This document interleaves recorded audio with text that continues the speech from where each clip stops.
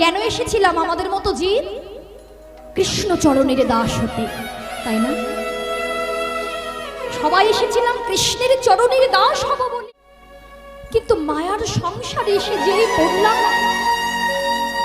সব আমার আমার করে, বাড়ি আমার, গাড়ি আমার, পুত্র কন্যা আমার, আত্মীয় স্বজন আমার, সন্তান আমার। কিন্তু কোনোদিনের জন্য কি একবারও ভেবে দেখেছেন মা, এই যে সন্তান আমার, আত্মীয় স্বজন আমার আমার করে যাদের জন্য অযথা সময় নষ্ট করে চলেছি, একটা একটা করে দিন আমরা ফুরিয়ে ফেলছি, মৃত্যুর দিকে এগিয়ে যাচ্ছি।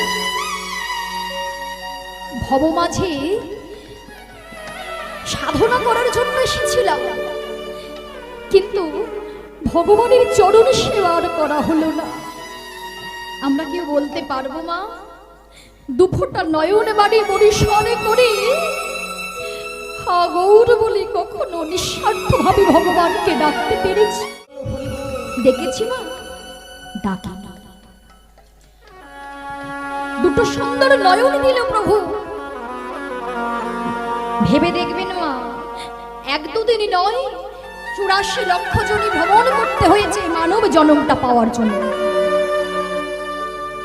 শাস্ত্র বলছে 84 লক্ষ জনই ভ্রমণ বাবা, মুখের কথা নয় মা।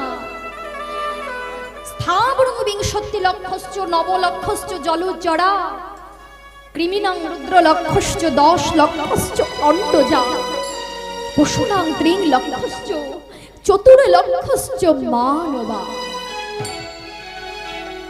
স্থাবর মানে হচ্ছে গাছ, বৃক্ষ হয়ে জন্মগ্রহণ করেছি 20 লক্ষ বার, 20 লক্ষ বার। জলের জীব হয়ে, জলের পোকামাকড় হয়ে জন্মালাম 9 লক্ষ বার, 20 আর 9 29 লক্ষ বার।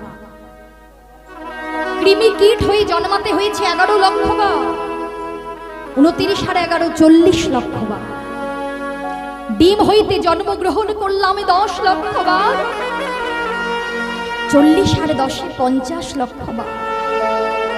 আর এই মানবগুলি জন্মগ্রহণ করেছি 4 লক্ষ বার। তবে মাগো, 4 লক্ষ বার মানব জন্মের মধ্যে কতবার অন্ধ হয়েছি, কতবার পঙ্গু হয়েছি। দেখবেন রাস্তাঘাটে কত অন্ধ বোবা ঘুরে বেড়ায়, তাই না? সেই জন্মটা কিন্তু আমাদেরও একদিন পেতে হয়েছিল। কোন কোন জন্মে নয়ন পেয়েছি তো বদন পাইনি, বদন পেয়েছি তো চরণ পাইনি। প্রভুকে কেঁদে কেঁদে বলেছিলাম, দয়াময়, এরপরে যদি আমাকে আবার জন্ম দিতে হয়, তুমি যেন আমায় পরিপূর্ণ দেহটা দিয়ে পাঠিয়ে দিও। কিন্তু কৃষ্ণ ভজিবার তরে সংসারে আইন মিছে মায়ায় বদ্ধ হয়ে বৃক্ষ সম হইল।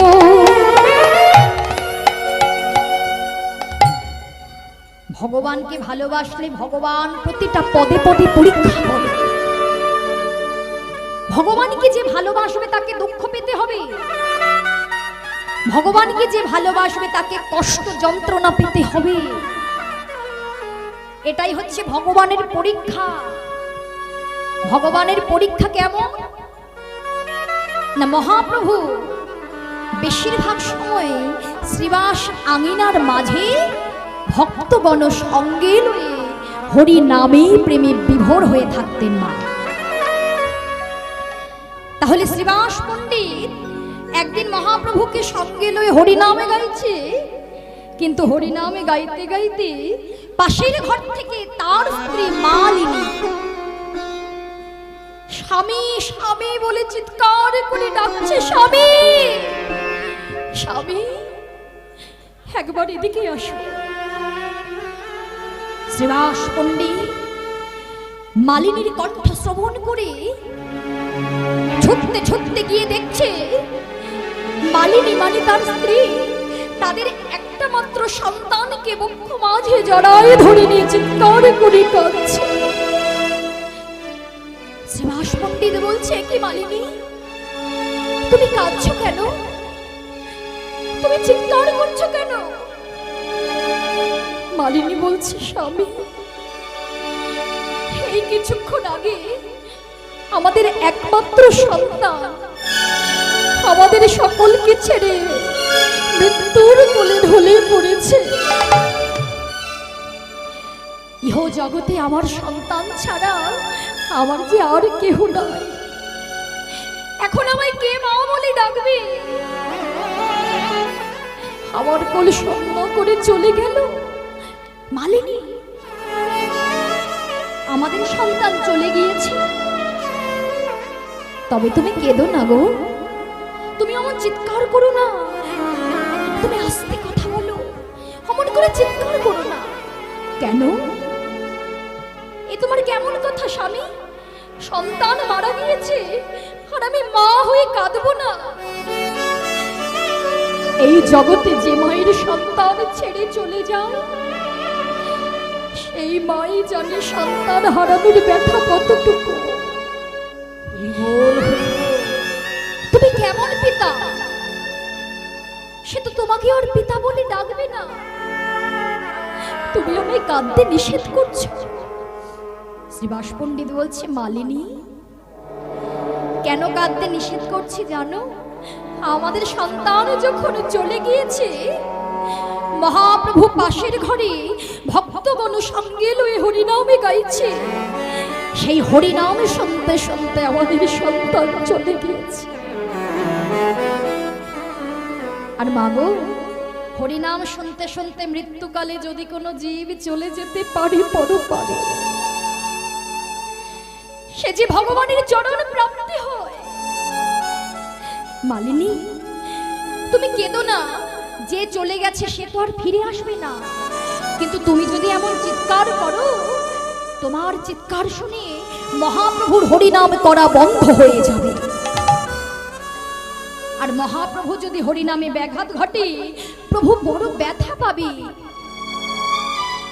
আমি ইহ জগতে সবই কিছু সইতে পারি, কিন্তু আমার প্রভুর প্রাণে ব্যথা আমি সইতে পারি না। মানিনি, বন্ধ করো, তুমি কেঁদো না। তবু যদি তুমি আমার কথা না শোনো, তোমার কারণে যদি আমার প্রভুর হরিনাম করা বন্ধ হয়ে যায়, আমি কথা দিলাম, আমি কিন্তু আমার এই প্রাণটা গঙ্গার জলে গিয়ে বিসর্জন করে দেব।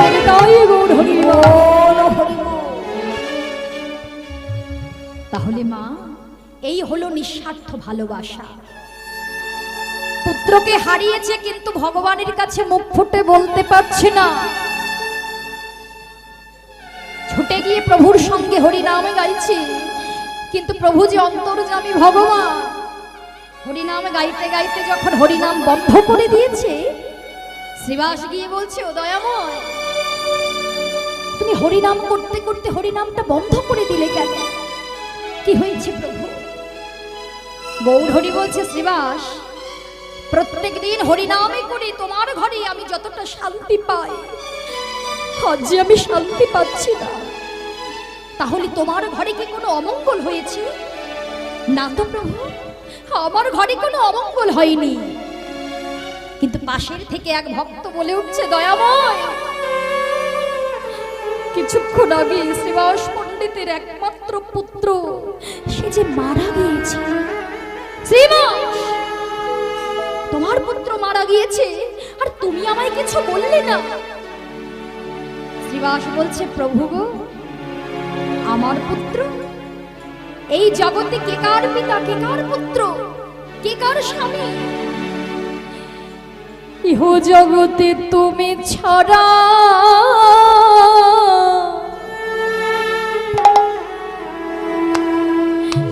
আমার আর কেহ না। ওগো তুমি ছাড়া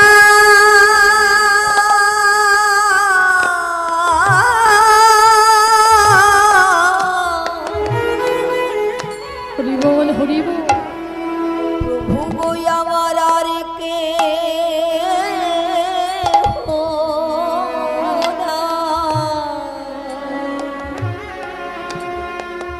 ও গো আমার আপন বলিতে যাহা ছিল,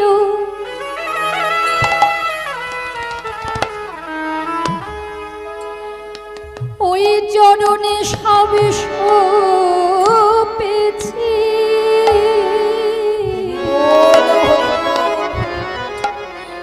ওগো তুমি ছাড়া আমাদের আর কেহ নাই। আপন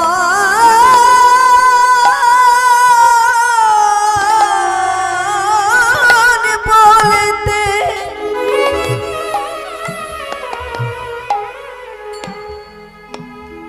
তোমার চরণে সব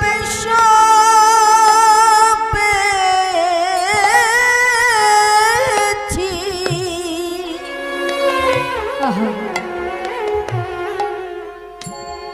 এই জগতে তুমি ছাড়া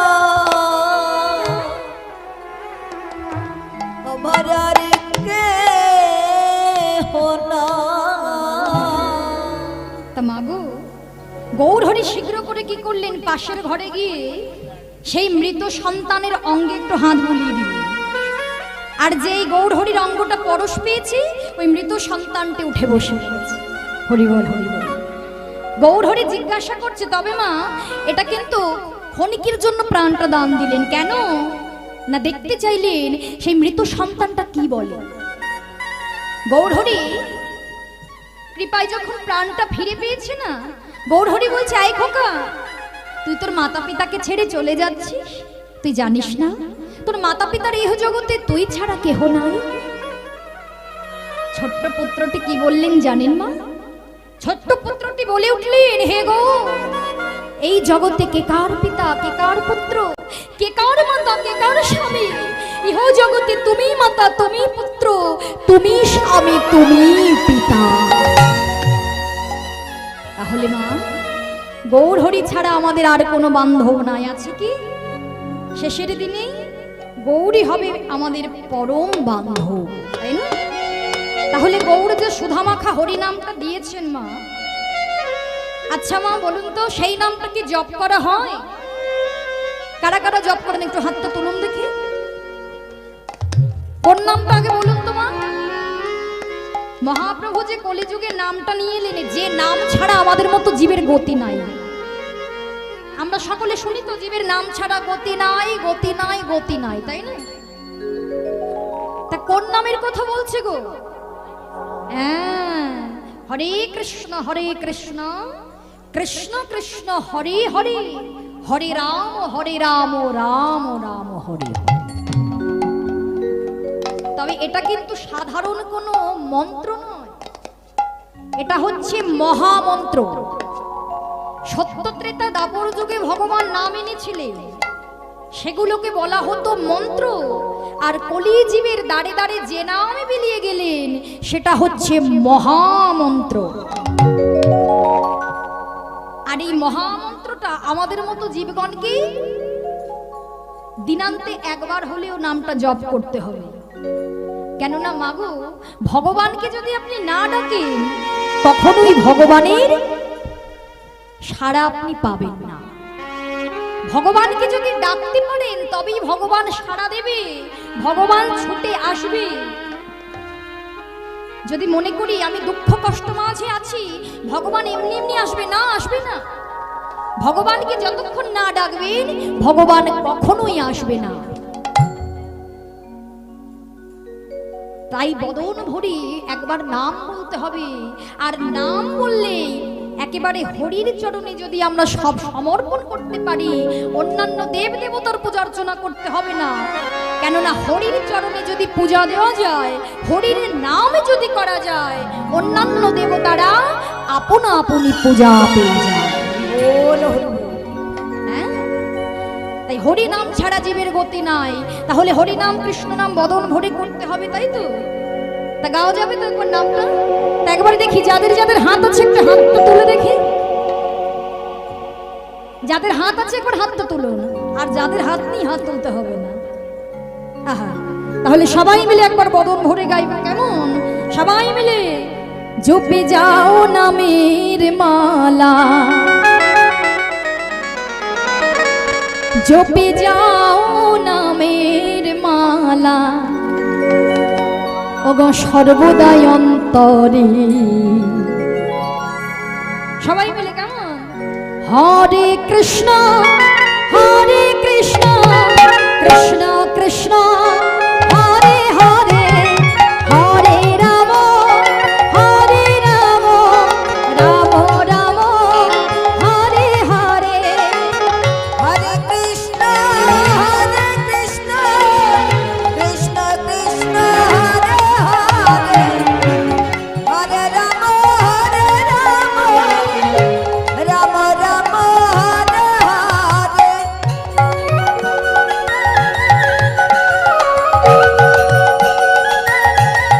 হরি বল, হরি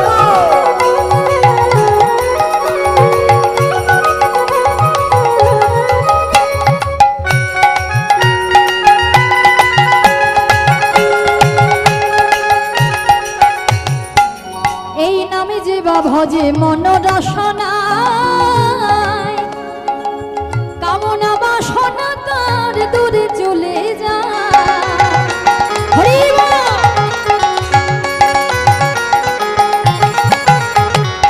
এই নাম যে বা ভজে মন রসনা,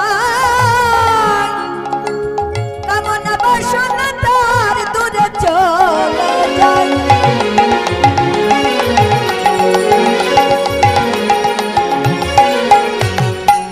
নামের গুণে অন্ধজনা দেখিতে সবে পারে,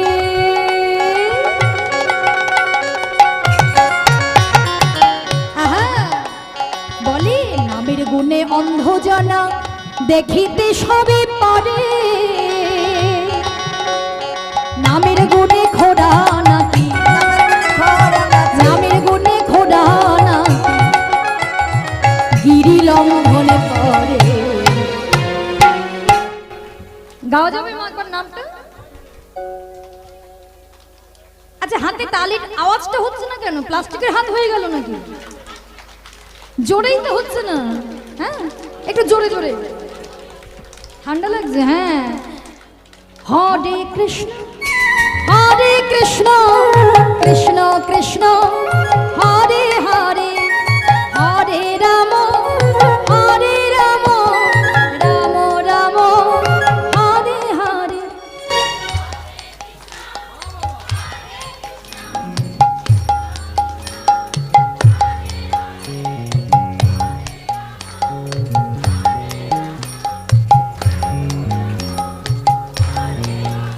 বাহ, সামনের মায়েদের তো দারুণ গলা গো। বাহ বাহ বাহ, একদম প্রাণটা জুড়ায় গেল। কিন্তু পেছনের মায়েদের কি হয়েছে? আর আমি আপনাদেরকে তো ভালো করে দেখতেও পাচ্ছি না, লাইটটা একটু কম আছে তো।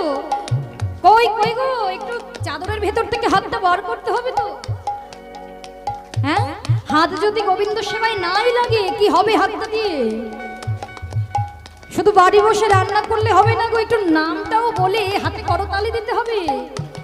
আর আজকে হচ্ছে একাদশী তিথি, এই দিন যে নাম শ্রবণ করবে আর নাম করবে বড় পুণ্য হবে। একটু দেখি পেছনের মায়েরা সবাই মিলে কেমন?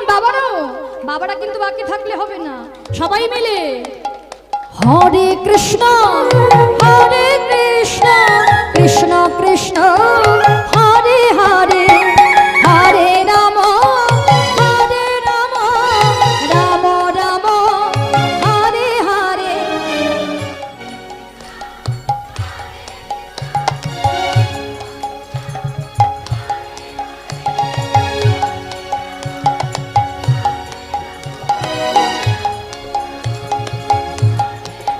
বাবা হরে কৃষ্ণ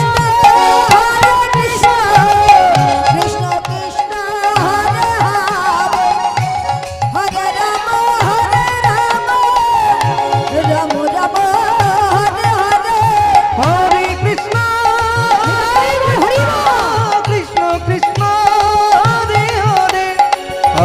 রাম রাম রাম হরে হরে। হরিবল হরিবল হরিবল। বাবা, যতক্ষণ মহতি হরিবাসরে বসে লীলা কথা সাধন করব, ঠিক এমন ভাবে বারে বারে কিন্তু হরিনাম কৃষ্ণ নামটা করবো আমরা। কেমন? চুপচাপ কিন্তু বসে থাকলে হবে না, কেননা ফাঁকি দিলে জানবেন ফাঁকে পড়তে হবে। আজকে আমার চোখকে আপনি ফাঁকি দিচ্ছেন, কিন্তু ওই যে বসে আছে স্বয়ং, তার কাছে ফাঁকি দিলে কি হবে? ফাঁকি দেওয়া যায়, ফাঁকি দিলে ফাঁকেই পড়ে যেতে হবে। ভগবানকে না ডাকলে কেমন ভাবে কৃপাটা পাবেন না? ভগবানকে ডাকতে হবে। ভগবান কখন ভক্তের পাশে এসে দাঁড়ায় জানেন না? যখন ভগবান একেবারে আত্মসমর্পণ করে ভগবানকে ভক্ত ডাকতে পারে। তাই যখনই নাম করবেন দুটি বাহু উত্তোলন করে আগে আত্মসমর্পণ করবে। ভগবান তখন ভক্তের পাশে এসে দাঁড়ায় জানি না? মহাভারতের কথা চিন্তা করে দেখুন, যখন দুঃশাসন দ্রৌপদীকে চুলের মুঠি ধরে টানতে টানতে রাজসভায় নিয়ে গেলে, হরিবোল হরিবোল, দ্রৌপদী কি করেছিলেন না? ছুটে গিয়েছিলেন দ্রোণাচার্যের কাছে। দ্রোণাচার্যের কাছে ছুটে গিয়ে বলেছিলেন, আপনি আমায় বাঁচান, আপনি আমায় বাঁচান। কিন্তু দ্রোণাচার্য মাথাটা নিচু করে নিয়েছিলেন। দ্রৌপদী ছুটে চলে গেলেন ভীষ্মদেবের কাছে। আপনি তো মহান, আপনি তো বীর, আপনি কি পারবেন না আমাকে রক্ষা করতে? আমি কুলের কুলবধূ, এই রাজসভায় আমাকে বিবস্ত্র করা হবে, আপনি আমায় বাঁচাতে পারবেন না? ভীষ্মদেব মাথাটা নিচু করে নিয়েছিলেন। দ্রৌপদী ভাবছে হয় দ্রোণাচার্য আমায় বাঁচাবে, না হলে ভীষ্মদেব আমায় বাঁচাবে, না হলে স্বামী যুধিষ্ঠির আমায় বাঁচাবে, না হলে অর্জুন বাঁচাবে, না হলে নকুল বাঁচাবে। কি গো মা, আমরাও তো তাই করি। প্রথমে কিন্তু ভগবানের কাছে যাই না, ভগবানের কথা আমাদের মনে পড়ে না। পরে যতক্ষণ পারবো আগে আত্মীয় পরিস্বজনদের কাছে ছুটে যাব। যখন দেখবো কেউ কিছু করতে পারলো না, তখন চলে যাব বিপদ ভঞ্জন মধুসূদনের কাছে, তাই না? দ্রৌপদী চিন্তা করলেন, হয় আমায় নকুল বাঁচাবে, না হলে আমার পিতা আমায় বাঁচাবে। কিন্তু কেউ বাঁচাতে পারছে না। আর ভগবানকেও যতক্ষণে না ডাকবে ভগবানও যেতে পারছে না। তাই দ্রৌপদীর বস্ত্রহরণ শুরু হলো, আর ভগবান রুক্মিণী দেবীর সঙ্গে পাশা খেলছে। আর দ্রৌপদী বলছে, এই রাজসভায় এতজন রয়েছে, এরা কেউ কি আমায় বাঁচাতে পারবে না? ভগবান বলে উঠেছিল, নয় নয় নয়। অর্থাৎ যেই নয় নয় বলে চিৎকার করছে ভগবান, আর রুক্মিণী দেবী ভেবেছে পাশা খেলায় নয় পড়েছে। কিন্তু না, ভগবান এই নয়ের মধ্য দিয়ে জানাতে চাইলেন, ইহ জগতে কেহ কাহারো নয়, ইহ জগতে কেহ কাহারো নয়। আর মাগো, যদি এই নয়টাকে আমরা জানতে পারি, তাহলে আমাদেরকে আর 10কে জানতে হবে না। তুমি যদি 9টাকে জানতে পারো, তোমাকে আর 10-এর ঘরে যেতে হবে না। আর এই 9-এর মধ্য দিয়ে 9-এর কথা চিন্তা করে দেখুন না, একটু ছোটবেলায় চলে যাই। 9-এর নামটা করুন দেখি। 9-এর নামটা করে যে ফলটা বেরোবে, তাকে যদি যোগ করেন তার ফলও দেখবেন 9 বেরোবে। যেমন দেখুন, 9 একে 9, 9 দুগুণে 18, তাই তো? 9 দুগুণে 18, 1 আর 8কে যোগ করলে কত হয়? 9। 3 9 27, 2 আর 7 যোগ করলে হবে 9। 4 9 36, 3 আর 6 যোগ করলে হবে 9। 5 9 45, 4 আর 5 যোগ করলে হবে 9। 6 9 54, 5 আর 4 যোগ করলে হবে 9। 7 9, এই যে তোরা তো বসে আছিস, বল 7 9 কত রে? হ্যাঁ, 63। 6 আর 3 যোগ করলে কত হয়? জোরে বলো। 9। 7 9 63, 8 9 72, 7 আর 2 যোগ করলে কত হয়? 9, 9 9 81, 8 আর 1 যোগ করলে কত হয়? 9, 9 10 90, 9 আর 0 যোগ করলে কত হয়? 9। তাহলে 9 এর যে যোগফল হবে সবই হবে 9 আর 9। তাহলে ইহ জগতে আমাদেরও কেউ কাহারও নয়। তাই তো বলছে যদি 9 কে আমরা জানতে পারি আমাদের আর 10 কে জানার দরকার হবে না। তাই তো ভগবান বললেন কর্ম তোমাকে করতেই হবে, আর ভালো কর্ম করলে, সৎ কর্ম করলে ভালো ফল পাবে, আর অসৎ কর্ম করলে তোমাকে খারাপ ফল ভোগ করতেই হবে। হরি বল, হরি বল। কেননা ইহ জগতে তো সবাই সৎকর্ম করে না, মা করে কি? এই যে ডাকাত আর ডাক্তারের কথা চিন্তা করে দেখুন তো মা, ডাকাতের হাতে থাকে ছুরি, তাই তো, আর ডাক্তারেরও হাতে থাকে ছুরি, তাই না? তার জন্য ডাকাত আর ডাক্তার কি এক হয়ে গেল? ডাকাত হাতে ছুরি ধরে প্রাণ নেওয়ার জন্য, আর ডাক্তারের হাতে ছুরি থাকে প্রাণটা দেওয়ার জন্য। নিতাই গৌর হরি বল। তাই তো ভগবান বলছে মন দিয়ে শোনো, শোনো রে ভাই, কর্ম ফল বিনা ইহ জগতে আর কিছু না। তাই কর্ম তোমাকে করতেই হবে। তাই আজকে মহাপ্রভু কি করছে দেখো, দেখো, ওগো ফুলবন দেখি বৃন্দা, আরে ফুলবন দেখি বৃন্দা, ফুলবন দেখি বৃন্দা, আরে ফুলবন দেখি বৃন্দা, বৃন্দাবনের সমান মান রে, আরে ফুলবন দেখি বৃন্দা, বৃন্দাবনের সমান রে, আর সহচর গণ ব্রজ, সহচর গণ ব্রজ, সহচর গণ ব্রজ, গোপী গোপীয়ন মা, আর কিবা সহচর গণ গোপী, সহচর গণ গোপী গোপী, আজ গোপী অনুমা, বলে এই সেই বৃন্দাবন, এই সেই বৃন্দাবন, এই সেই বৃন্দাবন, বলি এই সেই বৃন্দাবন, পুরা ভাবে গোরা বলে এই সেই বৃন্দাবন, পুরা ভাবে গৌর বলে এই সেই বৃন্দাবন, লীলার কথা মনে করে বলে এই সেই বৃন্দাবন, পুরা মহিলার কথা মনে করে বলে এই সেই বৃন্দাবন, আমার আমার ভাবের গোরা বলে এই সেই বৃন্দাবন, বলি আমার আমার ভাবের গোরা, আমার আমার রসের গোরা, আমার আমার ভাবের গোরা, আমার আমার ভাবের গোরা, ভাবে গোরা বলি আমার আমার ভাবের গোরা, পুরা ভাবে গোরা বলি বলে। আমার আমার ভাবের গোরাই তো সেই বৃন্দাবন। তাহলে মাগো গৌর হরি আমার ফুলবন দর্শন করছে নবদ্বীপ মাঝে, আর ফুলবন দর্শন করে গৌর হরি বলছে এই তো সেই বৃন্দাবন। হ্যাঁ হ্যাঁ গো, এই তো সেই বৃন্দাবন। আর নিজের পারিষদগণের বদনটা দেখে বলছে এরাই হচ্ছে আমার ব্রজের গোপী। হ্যাঁ, এই তো এরাই হলো ব্রজের গোপী। আর মনে করলেন অদ্য শারদিয়া পূর্ণিমা রজন। তাই গৌরহরি কি করছে না, খোল করতাল বাজায়, হ্যাঁ ভক্তগণ খোল করতাল বাজাচ্ছে, আর তার মধ্যে আজকে গৌরাঙ্গ মহাপ্রভু ভাবাবেশে ভাবিল্লে হেলে দুলে নৃত্য করছে। কেমন ভাবে, ওগো খোলে করতালি গোরা